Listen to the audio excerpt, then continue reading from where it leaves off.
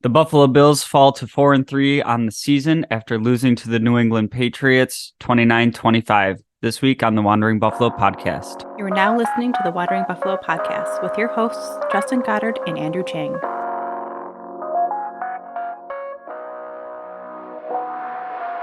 Bills Mafia, welcome in and thank you for joining me on this week's episode of the Wandering Buffalo podcast, a show on the Buffalo Fanbase Podcast Network. Guys, we got another doozy to talk about today, and honestly, this game kind of very similar to the Giants game last week. Just kind of the late game, last minute heroics in this one from the defense to seal the win. We didn't get here. What we're talking about today, I kind of want to focus more on my feelings of the team right now, more so than this game itself, because we're starting to notice some trends. And for me, the biggest issues we have going on here are on the offensive side of the ball, and this is going back to the beginning of the Jacksonville game. And this is 3 consecutive weeks where the offense just kind of looks disjointed, just kind of not executing as well as we expect them to from what we've seen with Josh Allen in this offense. And then all of a sudden, tail end of the third quarter, fourth quarter, they come alive.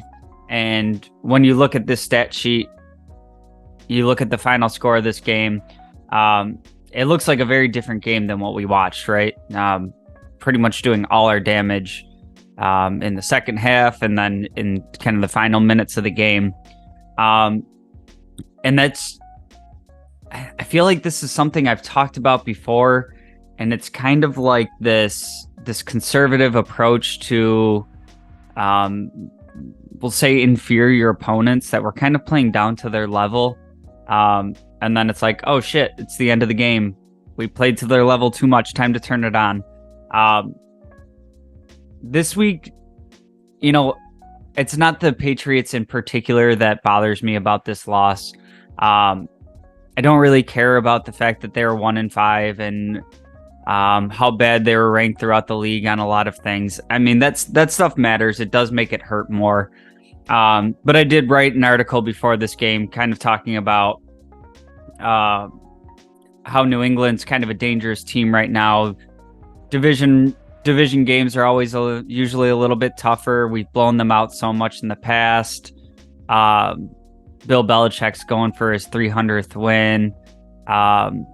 Just kind of, you got a team in New England that's your division rival. They're 1-5, not going anywhere. They're going to come out playing with nothing to lose. They got guys trying to, put stuff on tape. They're already thinking about next season. So you're getting the Patriots' best shot. And pretty much what remains of their season. I mean, they could go on a really ridiculous run. I don't see it coming. But for the most part, what they're playing for right now is the fun of some spoilers, right? And they got one on us today. So the opponent itself doesn't matter to me as much. What bothers me is that this is now the second loss in the division. It's the third loss in the conference. All these things are going to matter when you're talking about playoff implications down the line. If we get there, we'll see. Seeding, all that stuff. And,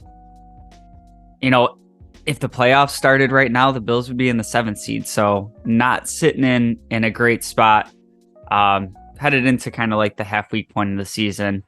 I just thought all around this game, we've had kind of like a balance of the offense is playing bad, the defense bails them out.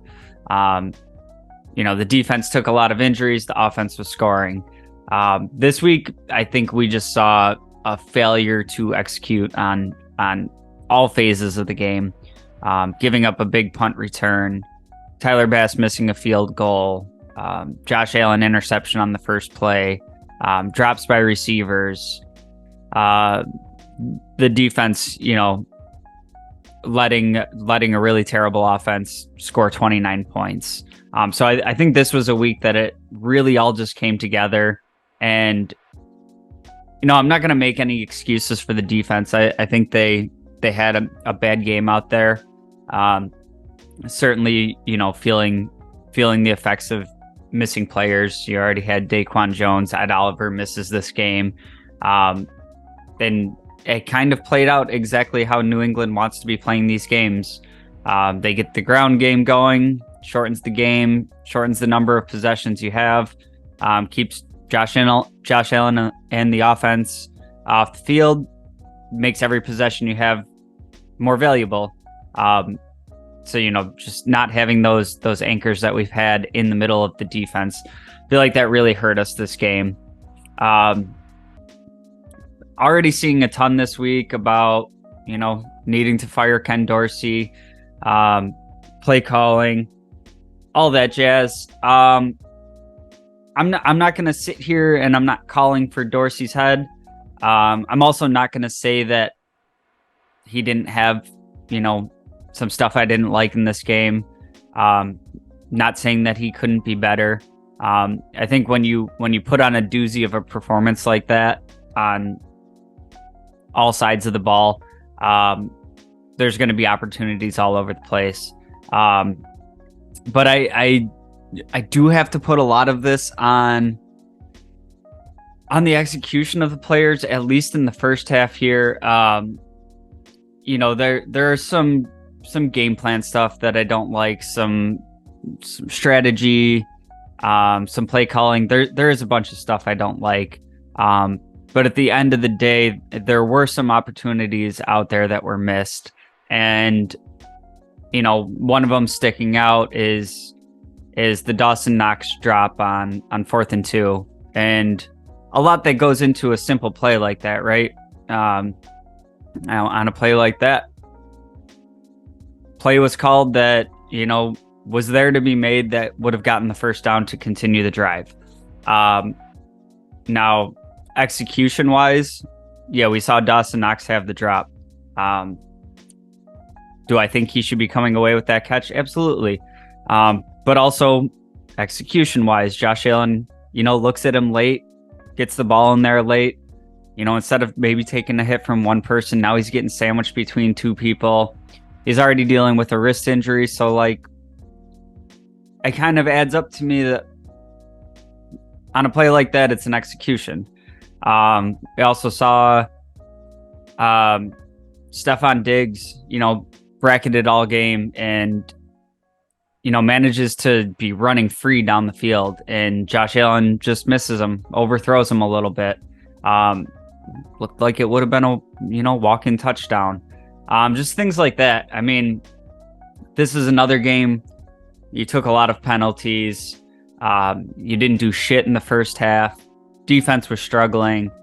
And really, at the end of the day, you're talking about, one play away from getting another win that you probably shouldn't have gotten. So it is one thing that's kind of encouraging for me is how much meat they're leaving on the bones to even be close to winning these games. If they're able to get this all right and get back on track, they're still the same team that we, thought were going to be Super Bowl contenders. Realistically, where they're playing right now, like I said, things can change. We've seen in the past few seasons, they've had some lulls towards the middle of the season, then go on a tear to end the season. There's still a ton of football to be played. So hopefully they're getting on track and they're playing their best football into November, December, January.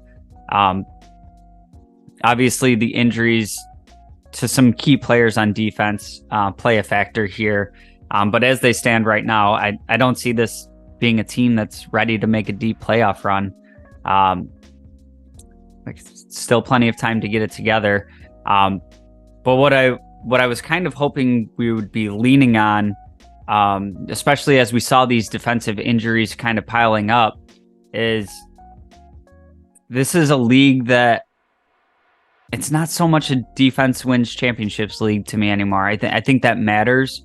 But you look at, how many of these games come down to if you can outpace the other team.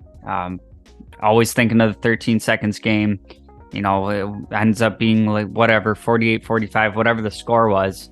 That team, you would have loved to have the defense play a little bit more, but we had an offense that was putting up those points against that high caliber of a team. And I just don't see that from our offense right now. We went from, just absolutely pouring it onto Miami, was that a month ago? And it's kind of since then, it's just been kind of lethargic, and you just wonder where that team went.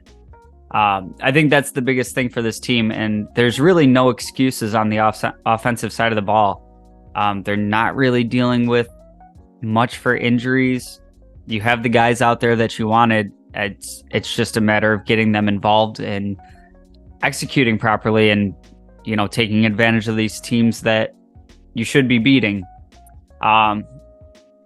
I guess I'll say one more thing that's kind of concerning me at this juncture of the season, and then we'll take a quick break. I do want to talk about some things that I did like from this game, because I do think there's some reasons, some things to be encouraged by, if other things can come together.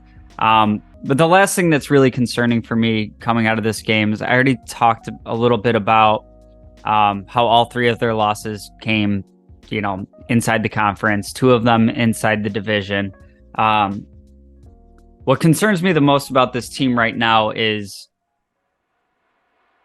going into the season, if I was kind of predicting this part of the schedule, I'm really not too far off of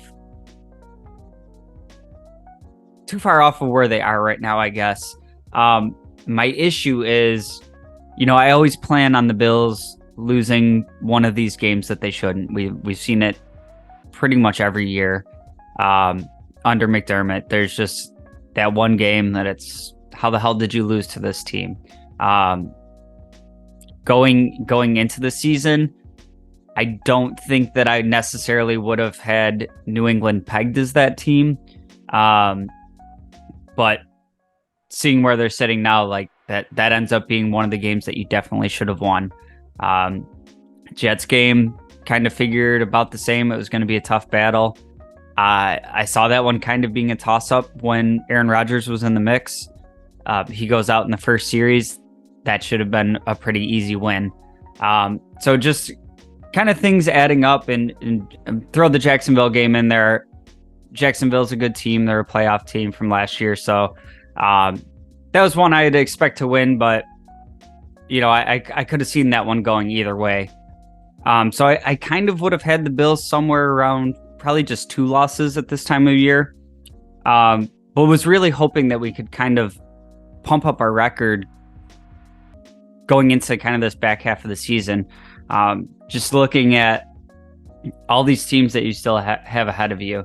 You still got the Chiefs. You still have the Eagles. You still have Miami again. I wouldn't have said it before, but you have to count it now. We have a loss from each of them. You still got to play the Jets again. You still got to play the Patriots again. There's a really tough remaining schedule for this team. So, would have loved to see them kind of get on track maybe after that Jacksonville loss and not be having this conversation anymore. I don't think the solution is firing Ken Dorsey midseason. Even if you wanted to go that route, I mean, who are you replacing him with? I've seen a lot of talk of give Joe Brady a chance. Well, Joe Brady came from college and he ends up as, a coach on the Bills because he failed as an offensive coordinator in Carolina. I just don't think it's realistic that you're going to be changing offensive coordinators or doing anything meaningful like that at this juncture of the year. Trade deadline, could we make a move? I mean, I guess so. But realistically, what are you lacking on the offensive side of the ball? You have all the pieces that you want. I mean, my biggest thing with this game in the passing game is you have team captain Gabe Davis playing in a contract year, a game where Bill Belichick loves taking away what teams like to do most, and you have Gabe Davis have 1 catch on 5 targets for 6 yards. I mean, Stephon Diggs dealing with, bracket coverage the whole game, still manages 6 catches, 58 yards, and a touchdown. Just need more out of that wide receiver 2 spot. But are you doing that at the deadline? I just don't see it. And we've seen in the past kind of moves that the Bills have made to bring in different weapons, and it was Nyheim Hines at the trade deadline. We were all complaining that he wasn't being utilized in the offense. They tend to bring players along very slowly. Even as you see draft picks, Shakir getting worked into more touches. Kincaid so far this year's season, he's had a lot of targets, but the usage is it what we're looking for in the usage. I just don't see it as a very likely thing that we go out at the trade deadline and we're able to make a move for like a wide receiver 2 that somebody's getting rid of that is going to just slot in and fill everything we need. Maybe I'm wrong. I would love to see it, but I think realistically, Ken Dorsey and the offense have been given all the tools that they should need at this point. We look at this offseason that we had, adding McGovern, having 2 draft picks in Kincaid and Torrance, starting for you right now. You go out in free agency, you bring in Deontay Hardy, you bring in Trent Sherfield, you bring in Latavius Murray, Damian Harris. All of these moves that were made in the offseason to bolster up the offense and build depth, and I just don't know what else you could have to do for this offense. I mean, on paper, this should be working, so they got to figure it out. If anything, at the deadline, I feel like it's more owed to the defensive side of the ball. You've lost key starters at each level of the defense, and I don't even think it's being a Bills homer here. I think Daquan Jones was playing top 3, top 5 defensive tackle in the league, like right up there with Quinnen Williams, Aaron Donald. He was playing out of his mind. So huge loss there. Matt Milano just constantly, we know how much he means to this team, how effective he is. Brutal loss. Trey White finally coming back into form after he had, missed the season with the ACL. These were 3 huge losses on defense, and if we're making any moves at the deadline, I feel like it should be to, bolster up this defense.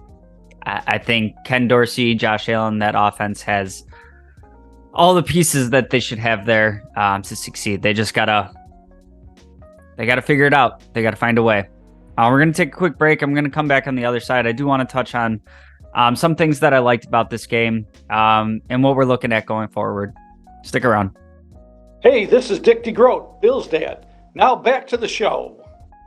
Thank you again for joining me on this week's episode of the Wandering Buffalo podcast. If you've made it this far, I do ask that you like, share, subscribe, do all the things. It really helps us out every week. Just visibility, making sure other people are seeing the show. We're dropping episodes every Monday. I know this one's coming out a little bit late. Things get a little bit wacky with these late primetime games, and this week I actually happened to have to work, so a little screwy there. But most weeks we're dropping Monday, if not that Tuesday. But I do want to talk a little bit about some of the things that I like from this game, and there were some things on the offensive side of the ball that I did enjoy in this game, and it's kind of crazy for how little success we had for how much of the game. I was really encouraged with James Cook's role in this game, and it's something that I'd kind of like to see them keep pumping going forward.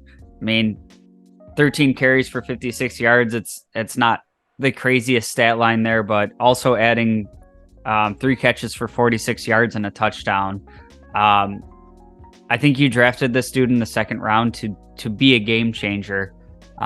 He's got some of that speed that not many people on this team have, and I want to see him used in space, gadget plays, whatever.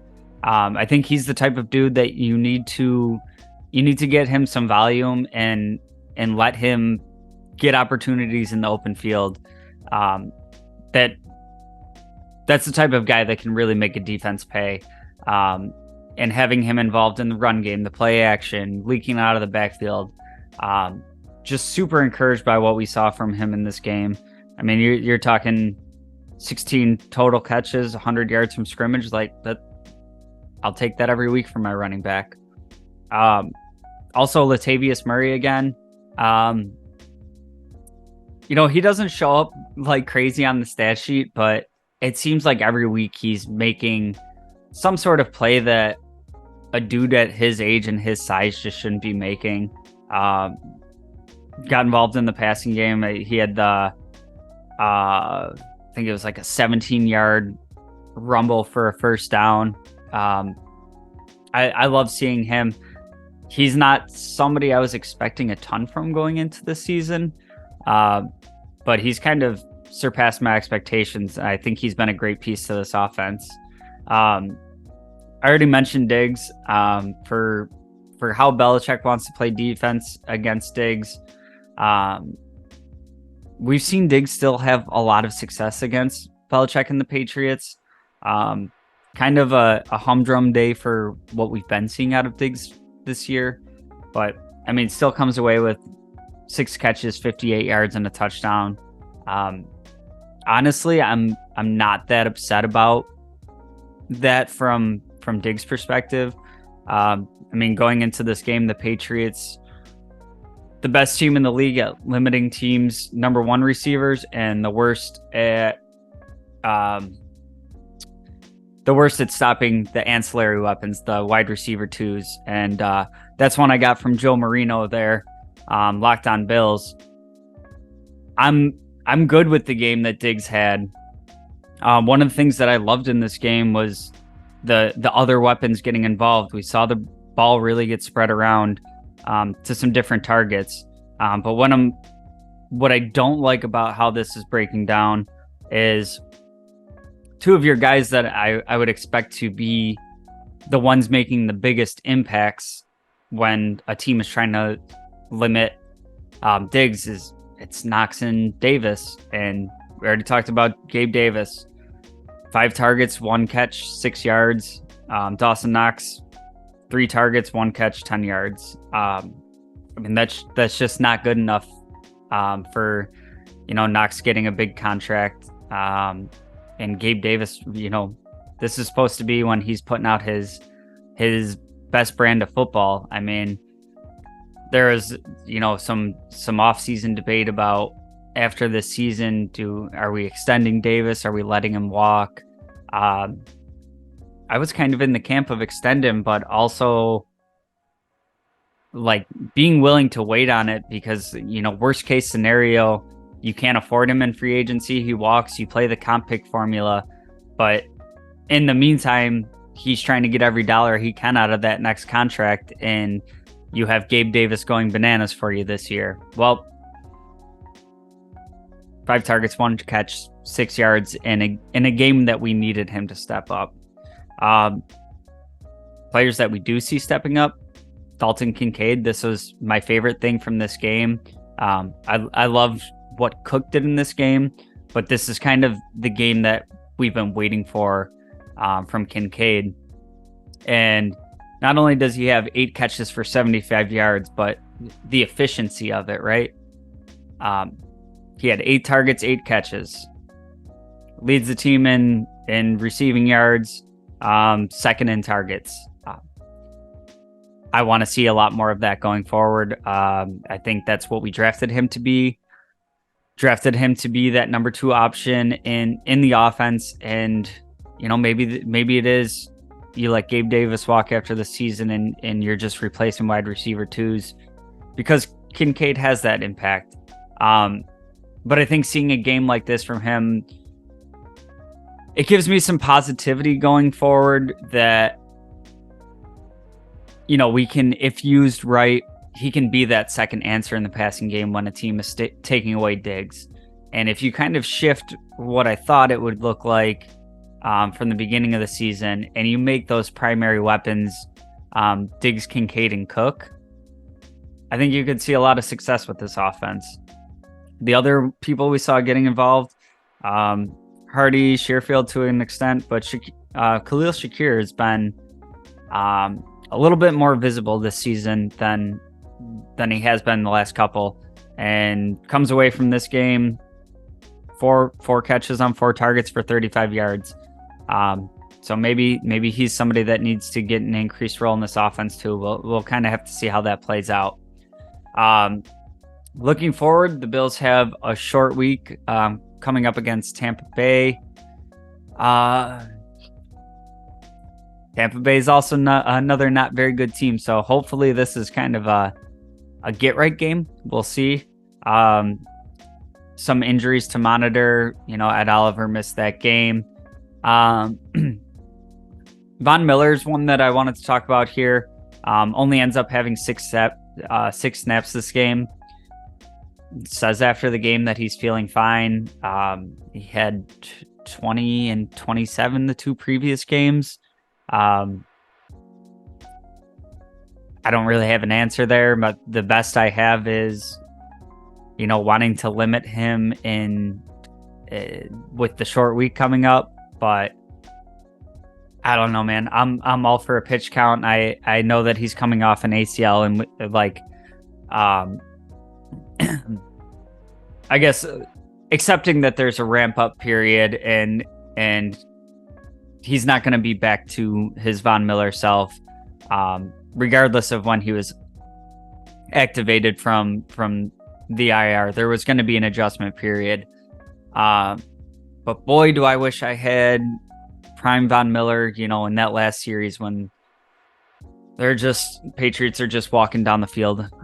No pass rush anywhere to be seen. So hopefully he can start ramping up a little bit more. Like I said, I'd like to think that this game was kind of limiting him more, knowing that there was another game within the 7-day period. But just some other injuries to keep an eye on. Those are the big 2 for me, is Von Miller and Ed Oliver. I think as long as Daquan Jones is out, he's hinted that he might be able to come back at some point this season. I'm not getting my hopes up. I think if you have Ed Oliver and Daquan Jones both out at the same time, you're going to continue having issues. What Oliver does up the middle really helps the edges, and for the most part, we've seen some pretty good pass rush this year. So hopefully that can get back on track as well. I think that helps out the back end of the defense, makes the secondary look a little bit better. But hey, this is like one of the only times in being a football fan that I'm actually excited for a short week. I think if you go on Bill's Twitter right now, it's crazy. Everything's on fire. I'm not like here throwing in the towel on the season. I feel like I've changed my expectations a little bit to, this. I'm no longer thinking this is a team that's, 1 seed, we're getting the bye, whatever. I do still think it's a playoff team. And I think you can't be the prettiest girl at the dance if you don't get invited, right? So we've seen a lot of teams go on runs. You think about the year the Giants won the Super Bowl against the Patriots. They came in as the bottom seed and went on a run. And, you hope that it doesn't, have to be squeak into the playoffs and then put a run together. But as we move throughout this season, there's a lot of things to work on, but this is a team that has all the pieces and the ability to get hot. You still have a top 3 quarterback in the league. And for me, it's just a matter of putting it all together. And when you can sit here after a game and you can point out like 3-4 things that were like these critical plays that, crushed a drive, or whatever the case, the 3 points that you miss on a field goal.